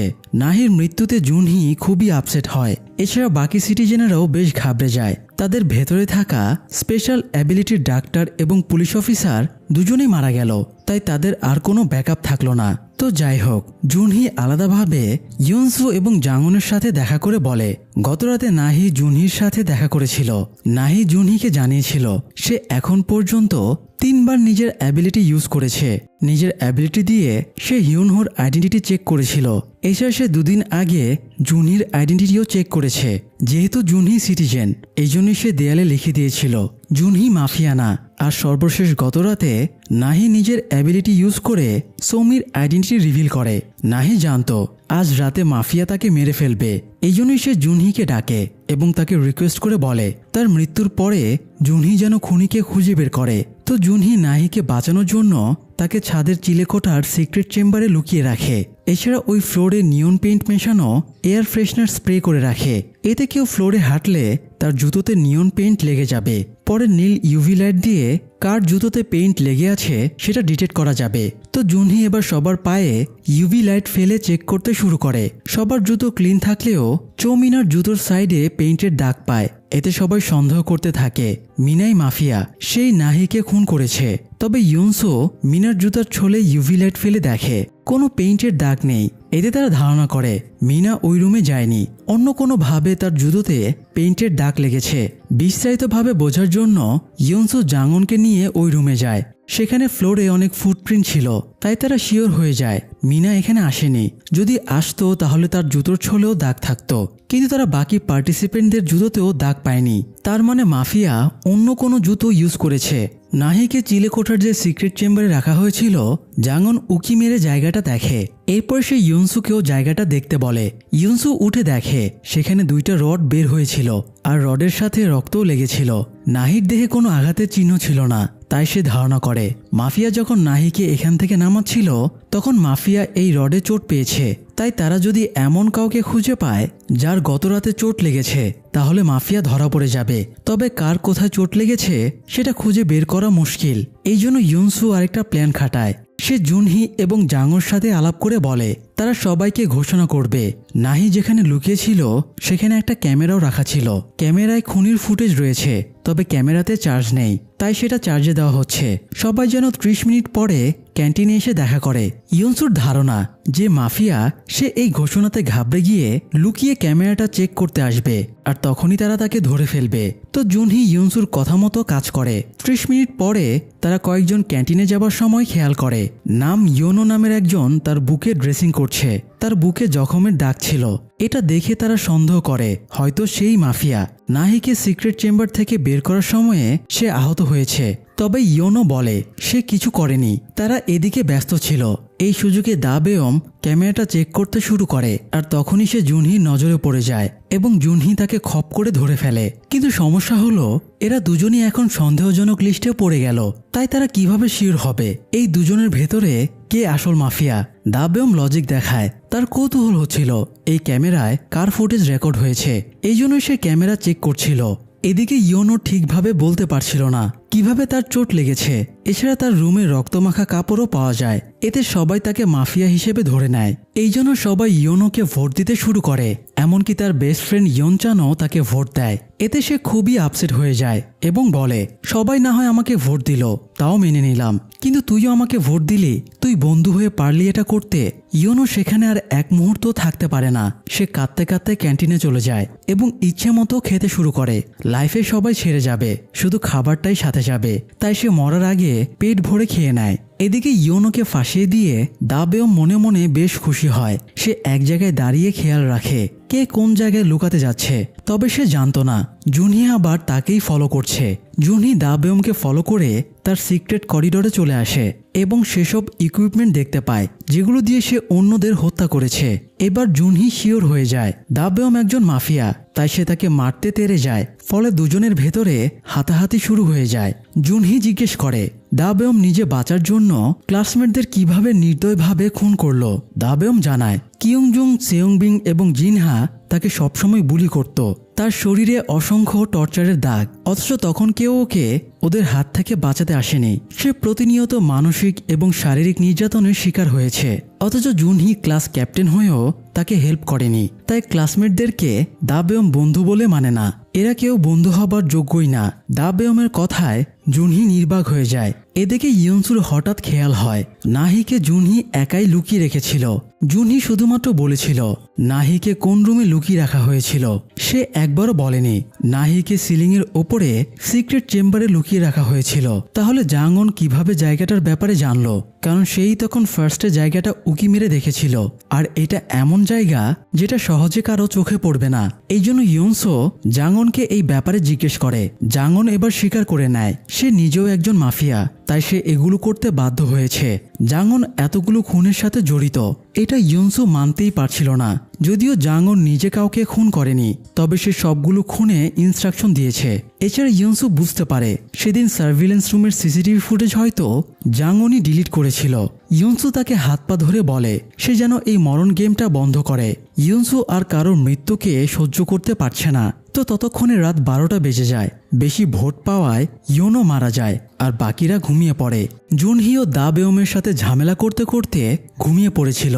এই সুযোগে দাবেয়ম জুনহিকে মেরে ফেলার চেষ্টা করে, তবে মাফিয়াদের একা একা সিদ্ধান্ত নেবার অধিকার নেই। তারা কিছু করার আগে সবার সাথে পরামর্শ করা লাগবে, এটাই নিয়ম। আর দাবেয়ম ছাড়াও যেহেতু জাঙ্গনও মাফিয়া, তাই জাঙ্গনের পারমিশন ছাড়া সে কাউকে মারতে পারবে না। এই জন্য সে জাঙ্গনের সাথে দেখা করে এবং বলে জুনহি তার পরিচয় জেনে গেছে, তাই আগামীকাল শিওর তাকে ভোট দিয়ে মেরে ফেলা হবে। তখন জাঙ্গন একা হয়ে যাবে। সে একা হয়ে গেলে গেমটা সামলাতে পারবে না। এখানে মোট 6 জন প্লেয়ার বেঁচে আছে, তাই দুজনে বেঁচে থাকতে হলে বাকি 4 জনকে আজ রাতে মেরে ফেলতে হবে। জাঙ্গন বলে আমি ইয়নসো এবং জুনহিকে মারার দায়িত্ব নিচ্ছি, তুমি বাকি দুজনকে মেরে ফেলো। দাবেয়মের সন্দেহ ছিল জাঙ্গন নিজের বেস্ট ফ্রেন্ডকে মারতে পারবে কিনা। তাছাড়া জাঙ্গন এই পর্যন্ত নিজের হাতে কাউকে খুন করেনি। এই জন্য সে গোপনে ইয়নসুর মোবাইলটা চুরি করে নেয়, যাতে এটার মাধ্যমে বুঝতে পারে জাঙ্গন আসলে ইয়নসুকে খুন করেছে কিনা। এরপর সে বাকিদের মারতে চলে যায়। দাবেয়ম বাকিদের মেরে ফেলে খেতে বসে। প্রায় আধা ঘন্টা পরে জাঙ্গন মেসেজ দেয় সে ইয়নসুকে মেরে ফেলেছে। এটা শুনে দাবেয়ম ইয়নসুর মোবাইলটা চেক করে দেখে এটা এখনো অন আছে। এতে সে বুঝে যায় জাঙ্গন মিথ্যা বলেছে, সে এখনো ইয়নসুকে মারেনি। কারণ কোনো প্লেয়ার মরে গেলে তার ফোনটাও ডেড হয়ে যায়। তো দাবেয়ম জাঙ্গনের কাছে সন্দেহ প্রকাশ করলে জাঙ্গন তাকে স্টোরেজের ফ্রিজার রুমে এসে চেক করতে বলে। দাবেয়ম সোজা ফ্রিজার রুমে চলে যায় এবং শিওর হয়ে যায় জাঙ্গন তাকে মিথ্যা বলেছে। তাই সে রেগে গিয়ে জাঙ্গনকে ছুরি মারার চেষ্টা করে, কিন্তু গেমের রুলস অনুযায়ী কোনো মাফিয়া আরেক মাফিয়াকে মারতে পারবে না, তাই দাবেয়ম তাকে মারতে ব্যর্থ হয়। তবে দাবেয়মকে জাঙ্গন ট্রিক্স করে ফ্রিজার রুমে নিয়ে এসেছে। সে দাবেয়মের চোখে স্প্রে করে দিয়ে তাকে দুর্বল করে ইয়নসুর ফোনটা নিয়ে বাইরে পালিয়ে আসে এবং ফ্রিজারের দরজা বন্ধ করে দেয়। ফলে দাবেয়ম এই রুমে আটকা পড়ে। সে যদি 30 মিনিট এই রুমে বন্দি থাকে তাহলে ঠান্ডার কারণে মারা যাবে। তো এরপরে জাঙ্গন ঘুমন্ত ইয়নসুর কাছে যায় এবং তার ফোনটা পাশে রেখে দেয়। পরের দিন সকালে ইয়নসু এবং জুনহি দুজনেই ঘুম থেকে জেগে ওঠে, অর্থাৎ জাঙ্গন তাদের মারেনি। ইয়নসু এতে বেশ অবাক হয় এবং জাঙ্গনের কাছে গিয়ে চিৎকার করে জিজ্ঞেস করে, সবাইকে তো মেরে ফেলেছিস, তাহলে আমাকে কেন বাঁচিয়ে রাখলি? জাঙ্গন ইউনসুকে কোনো উত্তর দেয় না। সে ওখান থেকে চলে যায় এবং ফ্রিজের রুমে গিয়ে দেখে দাবেয়ম দরজা ভেঙে পালিয়ে গেছে। এটা দেখে সে বিচলিত হয়ে পড়ে। সে দ্রুত দাবেয়মকে ভোট দেয় এবং ইউনসু আর জুনহিকে সতর্ক করতে মেসেজ দেয় তারা যেন দাবেয়মের কাছ থেকে নিরাপদ দূরত্ব বজায় রাখে, না হলে দাবেয়ম তাদের দেখামাত্রই মেরে ফেলবে। জাঙ্গনের মেসেজ পাওয়ার পরে জুনহি বলে সে দাবেয়মকে খুঁজে বের করবে। ইউনসু যেন রুমে চলে যায়। কথা মতো ইউনসু রুমে চলে যায় এবং তার ব্যাগের দিকে নজর যায়। এই রিট্রিট সেন্টারে আসার দিনে ইউনসির জন্মদিন ছিল। জন্মদিন উপলক্ষে জাঙ্গন ইউনসুর ব্যাগে একটা গিফট বক্স রেখেছিল। ইউনসুর সেই গিফট বক্সটা খুঁজে পায় এবং সেটা খুলে একটা পেন ড্রাইভ পায়। সে পেন ড্রাইভটা ল্যাপটপে অন করে দেখে এখানে যে গেমটা খেলা হচ্ছে পুরো গেমের মডিউল এই পেন ড্রাইভে রয়েছে। মানে এই গেমটা আগে থেকেই প্রি প্ল্যান ছিল এবং এই গেমের হোস্ট জাঙ্গন নিজেই। তবে পরক্ষণে ইউনসুর মনে হয় তার একটা ভুল হচ্ছে। আসলে জাঙ্গনের কোনো অস্তিত্বই নেই। তার গ্রুপ ফটোর কথা মনে পড়ে, সেখানে স্কুলের সবাই থাকলেও জাঙ্গন ছিল না। আসলে জাঙ্গনই হলো সেইয়ন। সেইয়ন জাঙ্গনের রূপ ধরে এই গেমটা কন্ট্রোল করছিল। সব বুঝতে পেরে ইউনসু হতবাক হয়ে যায়। এদিকে জুনহি দাবেয়মকে খুঁজে বেড়াচ্ছিল, তখন তার সাথে জাঙ্গনের দেখা হয়। জাঙ্গন জুনহিকে হেল্প করতে চাইলে সে রিজেক্ট করে দিয়ে বলে জাঙ্গনও মাফিয়া। এ সময় তাদের দুজনের কাছেই দাবেয়মের মেসেজ আসে। ইউনসুকে বাঁচাতে চাইলে তারা যেন ছাদে আসে। মেসেজ দেখা মাত্রই দুজনে ছুটে ছাদে চলে যায়। দাবেয়ম ইউনসুর গলায় ছুরি ধরে দাঁড়িয়েছিল। ইউনসুকে বাঁচাতে জাঙ্গন দাবেয়মকে নানানভাবে ম্যানিপুলেট করার চেষ্টা করে। এক পর্যায়ে তার মনোযোগ সরিয়ে ইউনসুকে উদ্ধার করে। তখন দাবেয়ম আর জুনহির মধ্যে হাতাহাতি শুরু হয়ে যায়। দাবেয়ম জুনহির মাথায় পাথর দিয়ে আঘাত করে। এরপর সে জাঙ্গনের দিকে তেড়ে আসে।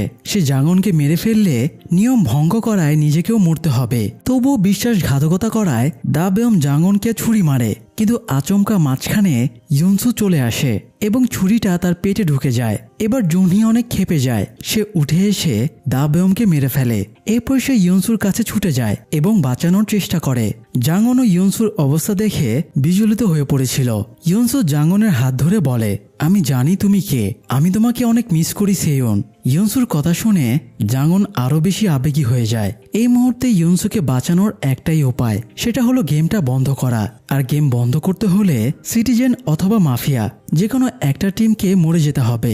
মাফিয়া টিমে শুধুমাত্র জাঙ্গনই বেঁচে ছিল, তাই সে সিটিজেন টিমের ইউনসু এবং জুনহিকে বাঁচাতে নিজেকে স্যাক্রিফাইস করার সিদ্ধান্ত নেয়। জাঙ্গন ছাদের ওপর থেকে লাফ দিয়ে সুইসাইড করে মারা যায়। ফলে এই গেমটাও অবশেষে কমপ্লিট হয়ে যায়। কিন্তু রহস্যের এখানেই শেষ হয় না। কয়েক মুহূর্তের ভেতরে ইউনসু গেমের দুনিয়া থেকে বাস্তব দুনিয়ায় ফিরে আসে। সে জ্ঞান ফিরে দেখে সে একটা মেশিনের ভেতরে শুয়ে আছে। তার মাথায় বিভিন্ন তার লাগানো আছে। ইউনসু মেশিন থেকে বের হয়ে দেখে শুধুমাত্র সে একাই না, বরং তার ক্লাসের প্রত্যেকেই এক একটা মেশিনে শুয়ে আছে আর এরা সবাই বেঁচে আছে। তবে একমাত্র তারই জ্ঞান ফিরেছে। ইউনসু জুনহিকে দেখে তাকে ডাকার চেষ্টা করে, তবে এ সময় দুজন দম্পতি বেরিয়ে আসে এবং ইউনসুকে বলে ওকে ডাকাডাকি করো না, ও যেভাবে আছে সেভাবেই থাক, না হলে ও পুরোপুরি কোমায় চলে যাবে। ইউনসু এদের দেখে চিনতে পারে এরা সেইয়নের বাবা মা। ইউনসুর আর বুঝতে বাকি থাকে না এরাই মূলত গেমটা কন্ট্রোল করছিল। সেইয়নের মা তাচ্ছিল্য করে বলে মৃত্যু অনেক ভয়ঙ্কর এবং কষ্টকর, তাই না? মূলত সেইয়নের মৃত্যুর জন্য তারা ক্লাসের সবাইকেই দায়ী ভাবত। এই জন্য তাদেরকে শাস্তি দেবার জন্যই ওরা এই গেমটা বানিয়েছিল। এটা মূলত আর্টিফিশিয়াল ইন্টেলিজেন্সের একটা গেম। এই যন্ত্রের মাধ্যমে সবাইকে ত্রিমাত্রিক দুনিয়ায় পাঠিয়ে দেওয়া হয়েছিল এবং তাদেরকে গেমটা খেলতে বাধ্য করা হয়েছিল। শুধু এই একবার না, বরং তাদেরকে মোট 12 বার এই গেমটা খেলানো হয়েছে, যাতে তারা বারবার মৃত্যুর ভয়াবহ অভিজ্ঞতা ফিল করতে পারে। প্রতিবার গেম শেষ হলে তাদের স্মৃতি মুছে দেওয়া হয় এবং আবারও গেম এরিনাতে পাঠিয়ে দেওয়া হয়। প্রথম 11 বার তো গেম ঠিকঠাকই চলছিল, কিন্তু 12তম বারে এসে ঝামেলা হয়ে যায়। গেমের জাঙ্গন ক্যারেক্টারটা আসলে একটা এআই অ্যাসিস্ট্যান্ট। তাকে এমনভাবে ডেভেলপ এবং ডিজাইন করা হয়েছে গেমের লাস্ট পর্যন্ত সবাই মরে গিয়ে শুধুমাত্র জাঙ্গনই বেঁচে থাকে। কিন্তু এই প্রথমবার ইউনসুকে বাঁচাতে জাঙ্গন নিজেই আত্মহত্যা করেছে। এই জন্যই মূলত সেইয়নের মা ইউনসুকে জাগিয়ে তুলেছে, যাতে সে জানতে পারে গেম চলাকালীন কি এমন ঘটেছিল যার কারণে জাঙ্গন এরকম করলো। সমস্যাটা বুঝে নিয়ে সে আবারও গেমটাকে আপডেট করতে চায় যাতে সেম ঘটনা আর না ঘটে। ইউনসু রিকোয়েস্ট করে এরকম না করতে, তবে সেউনের মা বলে তার মেয়ে নির্দোষ ছিল। ক্লাসের এক বদমাশ এডিটিং করে সেইয়নের একটা বাজে ভিডিও তৈরি করেছিল। এরপরে সেই ভিডিওটা পুরো স্কুলে এমনকি সোশ্যাল মিডিয়াতেও ভাইরাল হয়ে যায়। ক্লাসমেটরা সেইয়নকে বুলি করতে শুরু করে, তাই অপমান সহ্য করতে না পেরে সেইয়ন সুইসাইড করে। মেয়ের মৃত্যুর প্রতিশোধ নিতে সেইয়নের বাবা মা গেমটা বানিয়েছে। সে ইউনসুকে বলে তুমি ওর বেস্ট ফ্রেন্ড ছিলে, তোমাকে ওকে বাঁচানো উচিত ছিল, কিন্তু তুমিও ওকে সাপোর্ট দাওনি, তাই তুমিও বাকিদের মতোই অপরাধী। আর এই জন্যই শাস্তি হিসেবে তোমরা আজীবন গেমের ফাঁদে আটকে থাকবে এবং বারবার মৃত্যুর অভিজ্ঞতা ফিল করবে। সব শুনে ইউনসু অসুস্থ হয়ে পড়ে। সেইয়নের বাবা তাকে ধরে আবারও মেশিনে শুইয়ে দেয়। ইউনসু বলে সে সেইয়নের মৃত্যুর আগে তার ঘটনাটা জানতো না, তাছাড়া সে সেইয়নকে অনেক মিস করে। ইউনসু রিকোয়েস্ট করে বলে সে সেইয়নের মৃত্যুর দায়ভার নেবে, কারণ সে বেস্ট ফ্রেন্ড হয়েও সেইয়নকে হেল্প করতে পারেনি। তাকে শাস্তি দেবার বিনিময়ে সে বাকিদের ছেড়ে দিতে বলে, কিন্তু তবুও সেইয়নের মা কথাটা মেনে নেয় না। ইউনসু আবারও সেন্সলেস হয়ে যায়। তবে সেইয়নের বাবা এই গেমটা বন্ধ করে দিতে চাইছিল, কিন্তু সেইয়নের মা গেমটা বন্ধ করতে দেয় না। তো তারা গেমের সিস্টেম চেক করে দেখে জাঙ্গন ইউনসুর সেটিং চেঞ্জ করে দিয়েছে, যার কারণে আর কখনোই ইউনসুর স্মৃতি মুছে দেওয়া যাবে না। গেম এরিনাতে যাবার পরে ইউনসুর আগের গেমের স্মৃতি মনে পড়ে যাবে। এছাড়া জাঙ্গন নিজেও সুইসাইড করে গেমটা বন্ধ করার ইঙ্গিত দিয়েছে। সেইয়নের বাবা বলে জাঙ্গন সাধারণ এআই হয়েও এদেরকে বাঁচাতে চাইছে, তাহলে তাদের মেয়েও নিশ্চয়ই এমনটা চাইতো। সেইয়নের মা মেয়ের মৃত্যুর ক্ষত কিছুতেই ভুলতে পারছিল না, তবুও সেইয়নের বাবা তাকে সামলানোর চেষ্টা করে। যাই হোক, বেশ অনেকক্ষণ পরে ইউনসুর জ্ঞান ফিরে আসে এবং সে নিজেকে স্কুল বাসে আবিষ্কার করে। তবে এবার তার পাশে জাঙ্গন বসেছিল না, সে আরেকটা সিটে জুনহিকেও দেখতে পায়। ইউনসু ধারণা করে সেইয়নের মা হয়তো কনভিন্স হয়ে গেমটা বন্ধ করে দিয়েছে, এই জন্য তারা বাড়ি ফিরে যাচ্ছে। কিন্তু একটু পরে ইউনসুর মনে হয় এই রাস্তাটা চেনা চেনা লাগছে। সে পেছনে তাকিয়ে দেখে কয়েকজন আগেরবারের মতো মাফিয়া গেম খেলে হইহুল্লা করছে, আর তাদের পাশেই বসে আছে জাঙ্গন। অর্থাৎ সেইয়নের মা হয়তো জাঙ্গনকে আবারও রিজেনারেট করেছে এবং গেমটাকে আপগ্রেড করে দিয়েছে। তবে ইউনসুর স্মৃতি তখনও ঠিকঠাক ছিল, তাই সে বুঝতে পারে তাদেরকে আবারও গেম খেলতে নিয়ে যাওয়া হচ্ছে। সে জাঙ্গর দিকে তাকিয়ে আতঙ্কিত হয়ে পড়ে। সেই সাথে ড্রামাটাও এখানেই শেষ হয়ে যায়। দর্শক, আমাদের সামান্য দুষ্টুমির জন্য অনেকের সম্মানহানি হতে পারে, মানসিক কষ্ট পেতে পারে, যার ফল মৃত্যুর মতো ঘটনাও ঘটিয়ে দিতে পারে। তাই আমাদের কথাবার্তা এবং কাজে সতর্ক থাকা উচিত। মনে রাখতে হবে অন্যকে কষ্ট দিলে সেই অভিশাপের আগুনে নিজেকেও পুড়তে হবে। আজ এ পর্যন্তই, সবাই ভালো থাকুন, ধন্যবাদ।